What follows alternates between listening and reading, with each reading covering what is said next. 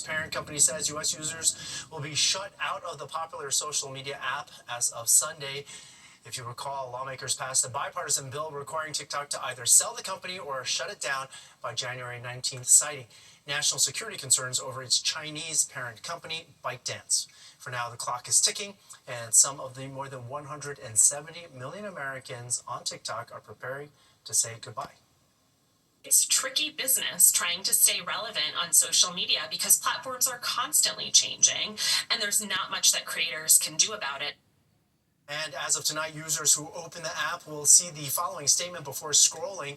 It reads, quote, "We regret that a U.S. law banning TikTok will take effect on January 19th and force us to make our services temporarily unavailable. We're working to restore our service in the U.S. as soon as possible, and we appreciate your support.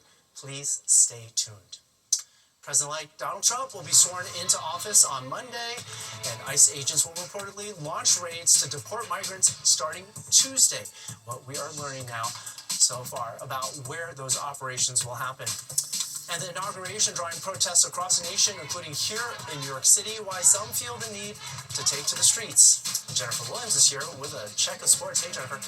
Hey, Arthur. Chiefs hosting the Texans to kick off divisional round action this weekend. And while a dynamic duo looked on, a tried and true tandem did what they do best: find the end zone. And that's why the Chiefs remain poised to make history. I'll have that and much more coming up in sports. And Trump presidential term is stoking fears in many. This brought various activists to Lower Manhattan to make sure their voices will still be heard. Our Jessica Formoso was there and has their story.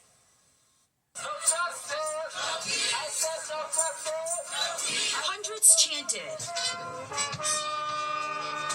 and marched through the streets of Lower Manhattan, opposing the policies and rhetoric of the incoming Trump administration. The sign says what I have to say. I can't believe that we have to do this again, and I fear that this time will be worse. It's a march that started in 2017. It was then called the Women's March, a worldwide protest the day after President Donald Trump's first inauguration. 8 years later, it has been rebranded as the People's March, a movement demonstrators believe means more now than ever. Things like this are what we need to do, and standing together is what this country is founded on. So standing together is the best way to fight for what is right. Rallying for women's reproductive rights. We're pushing for the Equal Rights Amendment. I'm very concerned about the Supreme Court. If they can roll back 50 years of precedent protecting a woman's right to choose, then they can roll back any right. And that's why it's so important to get the Equal Rights Amendment and the protections for women in the Constitution where they belong. Immigration. I think the immigrant community faces uncertainty, fear that they don't deserve. To LGBTQ rights and other causes they believe are under threat from the incoming administration.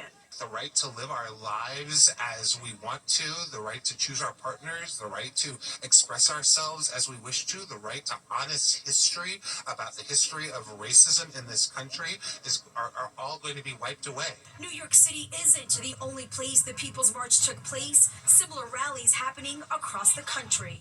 In Lower Manhattan, I'm Jessica Formoso, Fox 5 News. Okay, so what's the deal with the weather that's coming? Liv Johnson joins us now with those details. Hi, Liv.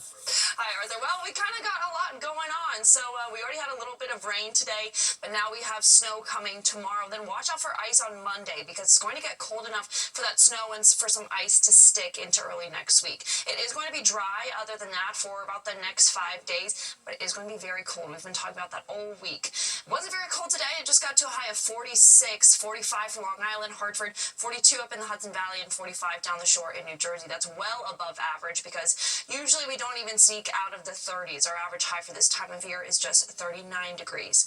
So it was pretty messy for the East Coast. We had storms down in the southeast, and then of course we had that little bit of rain. Really stretches all the way across the mid-Atlantic as well, but it really wasn't measurable. I mean, we got less than a quarter of an inch. Some of us just got about a little bit of a trace of rain. Now here's that cold front that's coming near us, and that's what's going to bring the big drop in temperatures over the next couple of days. And then these areas of low pressure that you can see around us, not exactly crossing over New York, but just getting close enough to bring us some action. So for Sunday morning, When you wake up, it's likely you'll see a little bit of rain and some flurries mixed in with it for the first part of the day. Then as temperatures get cooler and cooler, we are going to see some widespread snow in the area. We're expecting about between 2 to 6 inches in New York City, but even more for the Hudson Valley and northwest New Jersey.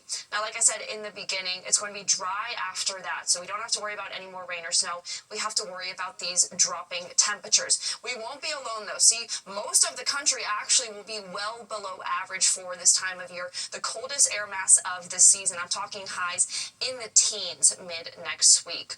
Highs tomorrow won't be too bad, 36 degrees and 39 out on Long Island. You'll see a high of 40 for Hartford, 37 down the shore in New Jersey, but still that's about a 10-degree drop from what we saw today. So here's where we start to get really chilly. I mean, Monday has a high of 27. Then, like I said, teens for Tuesday and Wednesday.